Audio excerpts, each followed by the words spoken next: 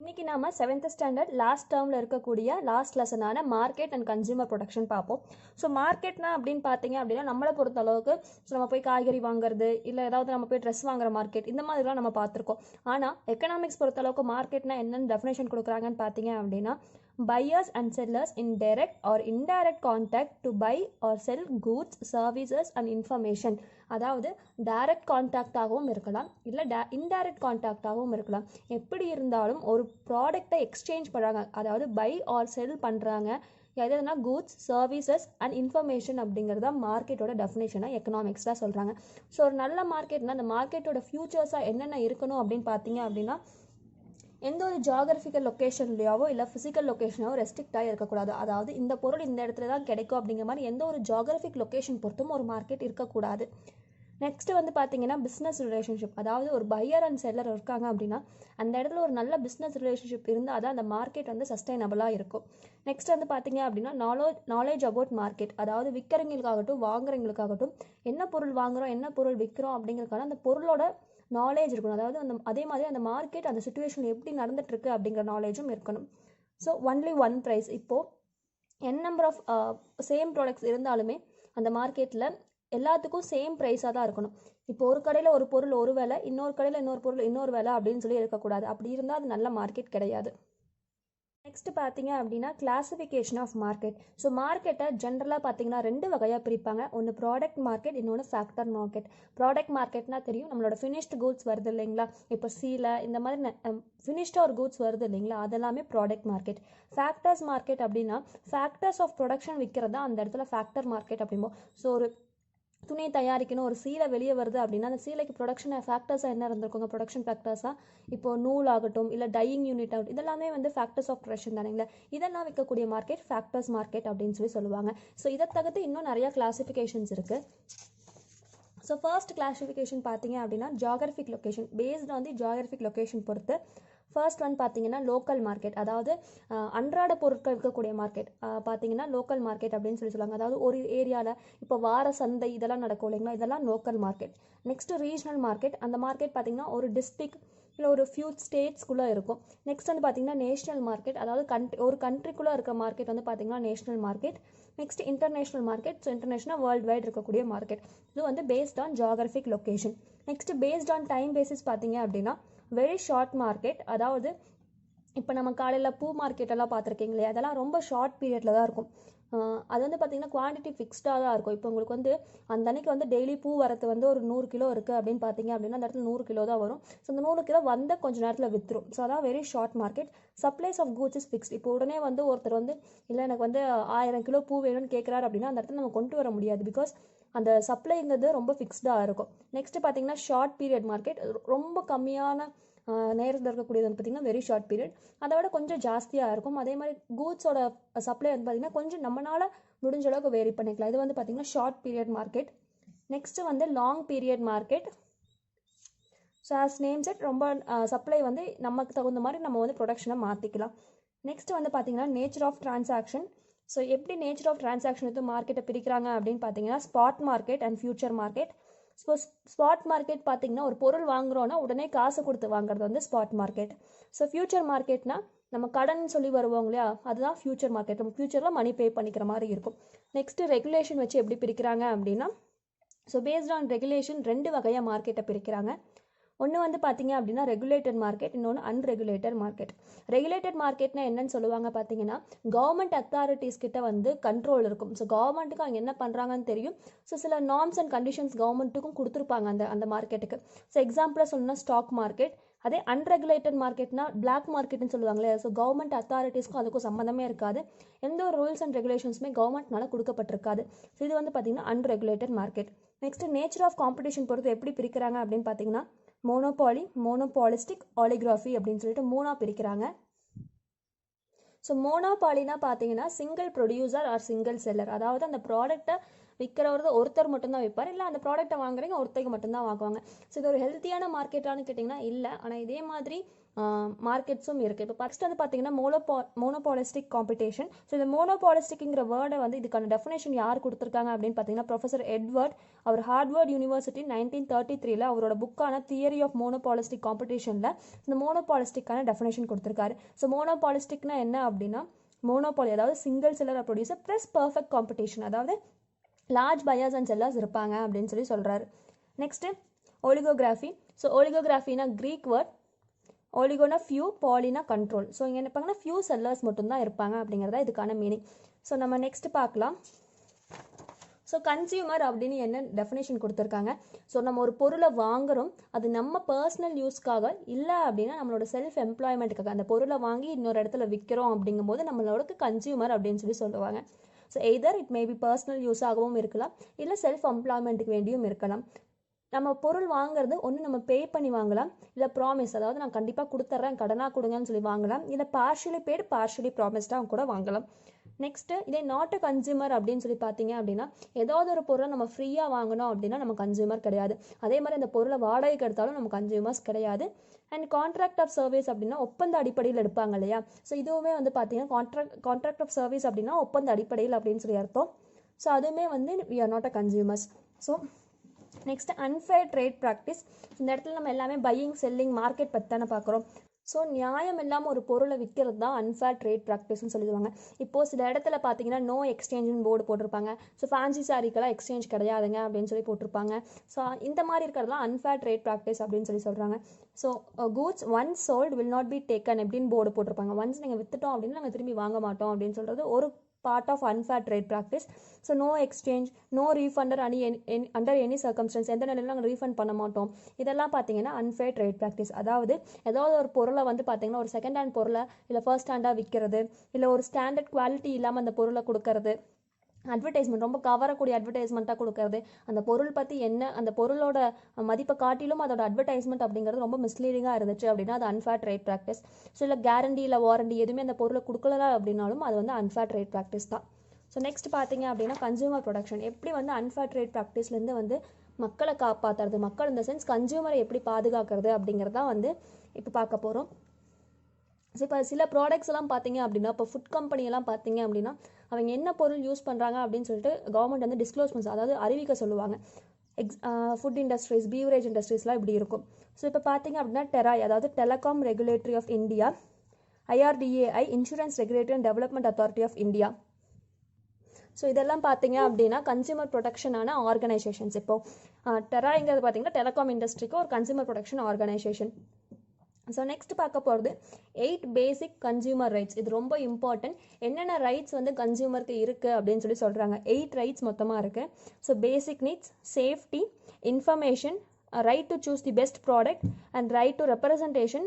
So right to redress அப்படின்னா ஏதாவது தப்பு இருந்துச்சு அப்படின்னா அதை கேட்கறது. So right to consumer education, right to healthy environment. இது 8மே வந்து பார்த்தீங்கன்னா basic rights of an consumer. So next வந்து பார்த்தீங்கன்னா நம்ம எல்லாத்துக்குமே ஒவ்வொரு சட்டம் இருக்குங்க. அதே மாதிரி கன்சியூமருக்கும் ஒரு சட்டம் இருக்குது. அதாவது கன்சியூமர் ப்ரொடக்ஷன் ஆக்ட் 1986 தான் இது வந்து ஃபர்ஸ்ட் கொண்டு வராங்க. இது ரொம்ப இம்பார்ட்டன்ட். கன்சியூமர் ப்ரொடக்ஷன் ஆக்ட் எந்த இயருங்க? 1986. ஸோ கோப்ரா அப்படின்னு சொல்லி இதை சொல்லுவாங்க. ஸோ இந்த சட்டத்து மூலமா என்ன கொண்டு வந்தாங்க பார்த்தீங்க அப்படின்னா establishment of consumer councils. So consumer councils அப்படின்னா குறை தீர்ப்பு மன்ற மாதிரி இருக்கும் இல்லைங்களா. கன்சியூமர் ஏதாவது ஃபால்ட்டுனா அங்கே போய் சொல்லுவாங்க, அதான் கன்சியூமர் கவுன்சில்ஸ். இது நேஷனல் லெவலும் இருக்குது, ஸ்டேட் லெவலும் இருக்குது, டிஸ்ட்ரிக்ட் லெவல்லையும் இருக்குது. ஸோ இந்த ஆக்ட் எப்போ பாஸ் பண்ணாங்க பார்த்தீங்கன்னா அக்டோபர் 1986 பாஸ் பண்ணாங்க. எப்போ எக்ஸிஸ்டன்ஸ்க்கு வந்துச்சு அப்படின்னா December 24, 1986 வந்து நடைமுறைக்கு வந்துச்சு. நெக்ஸ்ட் வந்து பார்த்தீங்கன்னா மக்னா கார்ட்டா அதாவது இந்த ஆக்ட் அதாவது COPRA consumer protection act of 1986 பார்த்தீங்க அப்படின்னா Magna Carta of consumer protection அப்படின்னு சொல்லி சொல்லுவாங்க. இந்த மக்னா கார்ட்டா எங்கேயாவது கேள்விப்பட்ட மாதிரி இருக்கும் நம்மளோட வீடியோலேயே பார்த்துருக்கோம். பார்ட் 3. ஸோ ஃபண்டமெண்டல் ரைட்ஸ் என்னன்னு சொல்லுவோம், Magna Carta of Indian constitution சொல்லுவோம் இல்லைங்களா. ஸோ அதுதான் இப்போ வந்து பார்த்தீங்க அப்படின்னா Magna Carta of consumer protection எதுக்கெல்லாம் யூஸ் ஆகுது பார்த்தீங்கன்னா அன்ஃபேர் ட்ரேட் ப்ராக்டிசஸ் கன்சியூமரை அன்ஃபேர் ட்ரேட் ப்ராக்டிஸ் ப்ரொடெக்ட் பண்ணுறதுக்காகவும், ஏதாவது கூட்ஸ் இருந்துச்சு டிஃபெக்ட் இன் கூட்ஸ் இருந்தால் அதை பார்க்கறதுக்காகவும், இல்லை டிஃபிஷியன்சி இன் சர்வீசஸ் ஏதாவது சர்வீஸில் டிஃபிஷியன்சி இருந்துச்சு. இப்போ நம்ம வந்து கஸ்டமர் கால் பண்ணுறோம், அவங்க சரியாக ரெஸ்பான்ஸ் பண்ணல அப்படிங்கும்போது அந்த சர்வீஸில் அந்த இடத்துல டிஃபிஷியன்சி இருக்குது அப்படிங்கிறது அர்த்தம். ஸோ இதெல்லாம் டீல் பண்ணுறதுக்கு வேண்டிதான் வந்து பார்த்தீங்கன்னா இந்த ஆக்ட் மெயினாக கொண்டு வந்தாங்க. ஸோ நெக்ஸ்ட் வந்து பார்த்தீங்கன்னா consumer disputes redressal agency. So அதாவது பார்த்தீங்கன்னா கன்சியூமரோட குறை தீர்க்கும் மன்றம் அப்படின்னு சொல்லி வச்சுக்கலாம், இல்லை குறை தீர்க்கும் ஏஜென்சி தான் வந்து பார்த்தீங்கன்னா consumer disputes redressal agency. So first வந்து பார்த்தீங்கன்னா நேஷனல் லெவலில் NCDRC, national consumer disputes redressal agency. இது வந்து சென்ட்ரல் கவர்மெண்ட்னால எஸ்டாப்ளிஷ் பண்ணப்பட்டது. ஸோ மோர் தென் 10 மில்லியன், அதாவது 10 லட்சம், 10 லட்சம் இல்லைங்க, 1 மில்லியன்னாவே 10 லட்சம். ஸோ 1 கோடிக்கு மேலே வந்து ஏதாவது வந்து பிரச்சனைகள் இருந்துச்சு அப்படின்னா ஸோ என்சிடிஆர்சி வந்து ஹேண்டில் பண்ணுவாங்க. Next SCDRC, state consumer disputes redressal agency. இது வந்து பார்த்தீங்கன்னா ஸ்டேட் கமிஷன் அப்படின்னு சொல்லுவாங்க. இது எஸ்டாப்ளிஷ் பண்ணப்பட்டது ஸ்டேட் கவர்மெண்ட்னால. ஸோ லெஸ் தென் 10 மில்லியன், 10 மில்லியன்னா எவ்வளோங்க, 1 கோடிக்கும் கம்மியாக இருக்கிறதெல்லாம் வந்து பார்த்தீங்கன்னா எஸ்சிடிஆர்சி வந்து ஹேண்டில் பண்ணுவாங்க. நெக்ஸ்ட் டிசிஆர்டி, ஆக்சுவலி எஃப்ங்க, district consumer disputes redressal forum. அதாவது ஸோ இதை எஸ்டாப்ளிஷ் பண்ணதோ ஸ்டேட் கவர்மெண்ட் தான். ஒவ்வொரு டிஸ்ட்ரிக்குமே ஒவ்வொரு டிஸ்ட்ரிக்ட் ஃபாரம் இருக்கும். ஸோ ஒரு டிஸ்ட்ரிக்ட் ஒன்று தான் இருக்குமான்னு கேட்டிங்கன்னா இல்லை, state government can establish more than one. So இது வந்து பார்த்தீங்கன்னா அப் டு 2 மில்லியன், 20 லட்சம் வரைக்கும் இருக்கக்கூடிய டிஸ்பியூட்ஸ் எல்லாம் வந்து இவங்க ஹேண்டில் பண்ணுவாங்க. ஸோ நெக்ஸ்ட் நம்ம பார்க்கக்கூடியது கன்சியூமர் ப்ரொடக்ஷன் ஆக்ட் வந்து நம்ம முன்னாடி ஒரு கன்சியூமர் எஸ்டாப்ளிஷ் பண்ணது எந்த இயர் சொன்னாங்க, 1986. அப்போ வந்து கன்சியூமர் ப்ரொடெக்ஷன் ஆக்ட் கொண்டு வந்தாங்க. அதுக்கப்புறம் கிட்டத்தட்ட 3 டிகேட்ஸ் வந்து கன்சியூமர் ப்ரொடெக்ஷன் ஆக்டை மாற்றவே இல்லை. ஆனால் இப்போ வந்து பார்த்தீங்கன்னா முன்னாடி மாதிரி தான் மார்க்கெட் இருக்கான கிடையாது. அப்போல்லாம் ஸ்டாக் மார்க்கெட்டுங்கிறது ரொம்ப கம்மியாக இருந்துச்சு. இப்போலாம் ஸ்டாக் மார்க்கெட்டுங்கிறது எல்லாருமே யூஸ் பண்ணுறாங்க. அதே மாதிரி அப்போ அமேசானோ ஃப்ளிப்கார்ட்டோ அதெல்லாம் கிடையாது. இப்போ அமேசான், ஃப்ளிப்கார்ட், ஆன்லைன் சர்வீசஸ் இந்த மாதிரி நிறையா வந்துருச்சு. ஸோ அதுக்கேற்ற மாதிரி கன்சியூமர் ப்ரொடெக்ஷன் ஆக்டையும் மாற்றணும் இல்லைங்களா. ஸோ அதனால் என்ன பண்ணாங்கன்னா ஒரு அமெண்ட்மெண்ட் கொண்டு வந்தாங்க, கன்சியூமர் ப்ரொடெக்ஷன் ஆக்ட் 2019. அதில் என்ன பண்ணாங்க அப்படின்னா டிஜிட்டல் ஏஜுக்கு தகுந்த மாதிரி ப்ரொடக்ஷன் பில்லை மாற்றினாங்க. ஸோ அதில் என்னென்ன நியூ ஃபியூச்சர்ஸ் ஆட் பண்ணியிருக்காங்க அப்படின்னு பார்த்தீங்க அப்படின்னா e-commerce transaction, so buy products in ஆன்லைனையும் அவங்க என்னமா கன்சிடர் பண்ணிட்டாங்க அப்படின்னா கன்சியூமர்ஸாக கன்சிடர் பண்ணிக்கிட்டாங்க. Next enhancement of pecuniary jurisdiction, அதாவது ஃபர்ஸ்ட் நம்ம ஒரு லிமிட் சொல்லியிருந்தோம் இல்லைங்களா. ஸோ என்சிடிஆர்சி ஆகட்டும் எல்லாத்துக்கும் ஒரு லிமிட் சொல்லியிருந்தோம் இல்லைங்களா, அது வந்து இப்போ வந்து சேஞ்ச் பண்ணியிருக்காங்க. ஸோ இந்த ஆக்ட் இதில் என்னென்னா 2019 கொண்டு வந்தாங்க. ஆனால் வந்து இன்னும் எக்ஸிஸ்டன்ஸ்க்கு வரல அந்த பில், இன்னுமே அந்த பில் வந்து நடைமுறைக்கு வரல. இன்னுமே நம்ம முன்னாடி இருக்க பில்லு தான் யூஸ் பண்ணிட்டு இருக்காங்க. இது எப்போ நடைமுறைக்கு வரும்னு தெரியாது.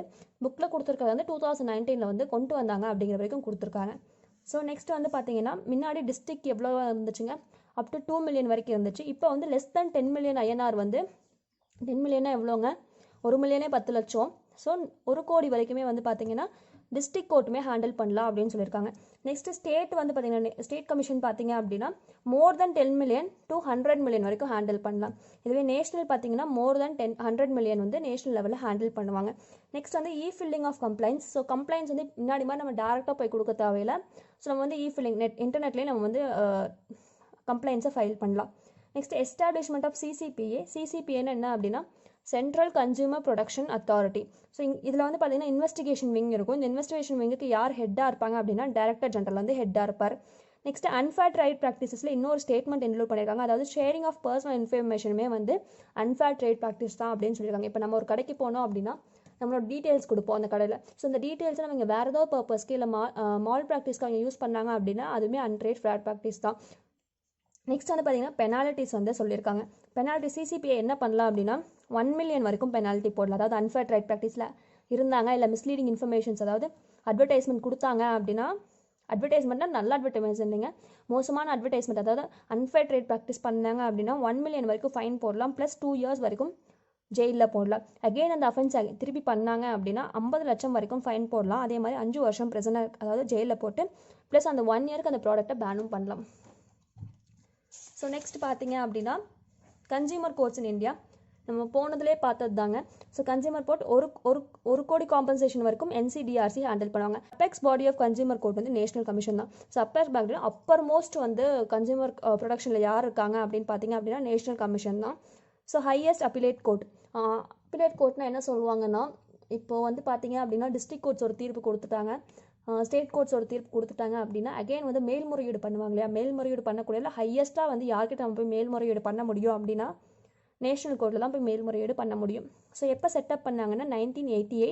ஸோ நான் சொல்லியிருந்தேன் எஸ்டாப்ளிஷ்மெண்ட் ஆஃப் கவுன்சில்ஸ் வந்து 1986 ஆக்டில் தான் வந்து அதை வந்து ஃபஸ்ட் இன்ட்ரடியூஸ் பண்ணுறாங்க, கவுன்சில் எஸ்டாப்ளிஷ்மெண்ட் பண்ணணும் அப்படின்னு சொல்லிட்டு. ஸோ எப்போ எஸ்டாப்ளிஷ் பண்ணாங்க அப்படின்னா செட்டப் பண்ணாங்க அப்படின்னா 1988. அதில் எதை மூலிமா எதை ரெஃபரன்ஸாக வச்சு பார்த்தீங்கன்னா கன்சியூமர் ப்ரொடக்ஷன் ஆக்ட் 1986 சொன்ன மாதிரி 1988 வந்து என்சிடிஆர்சியை செட்டப் பண்ணுறாங்க. ஸோ ஹெட் ஆஃபீஸ் எங்கே இருக்குது அப்படின்னு பார்த்தீங்கன்னா நியூ டெல்லி. இந்த கமிஷனோட ஹெட்டாக யார் இருப்பாங்க பார்த்தீங்கன்னா sitting retired judge of supreme court of India. சிட்டிங்காக இப்போ இருக்கக்கூடியவங்க. நெக்ஸ்ட் SCDRC, ஸோ ஸ்டேட் கமிஷனுங்க. State consumer dispute redressal agency. So இது வந்து பார்த்தீங்கன்னா 20 lakhsலேருந்து 1 crore வரைக்கும் வந்து இவங்க ஹேண்டில் பண்ணுவாங்க. ஸோ டிஸ்ட்ரிக்ட் ஃபாரம் ஏதாவது தப்பு சொன்னாங்கன்னா இந்த அப்பீலேட் ரெஸ்ட்ரிகேஷன், அதாவது டிஸ்ட்ரிக்ட் ஃபாரம் ஏதாவது தப்பு சொன்னாங்கன்னா மேல்முறையீடுக்கு ஸ்டேட்டுக்கு கொடுக்கலாம். ஸோ நெக்ஸ்ட் வந்து பார்த்தீங்கன்னா DCDRF, so district consumer dispute redressal forum. So இது வந்து அப் டு 20 lakhs வரைக்கும் இவங்க ஹேண்டில் பண்ணுவாங்க. ஸோ நெக்ஸ்ட் பார்த்தீங்க அப்படின்னா இம்பார்ட்டன்ட் ஆக்ட்ஸ் வந்து என்னென்ன கொண்டு வந்திருக்காங்கன்னு சொல்கிறாங்க. இது ரொம்ப important. Consumer protection act 1986, first consumer protection கொண்டு வந்தாங்க. Consumer protection act 1986 COPRA. So legal metrology act 2009 கொண்டு வராங்க. So bureau of Indian standard act 1986 கொண்டு வராங்க. Essential commodities act 1955, prevention of black marketing and maintenance of supplies of essential commodities act 1980. So இவ்வளோதாங்க இந்த lesson. இந்த லெசனில் important பார்த்தீங்க அப்படின்னா ஸோ அபெக்ஸ் பாடி எது, ஹையஸ்ட் அப்ளீட் கோர்ட் எது அப்படிங்கிறது இம்பார்ட்டன்ட்.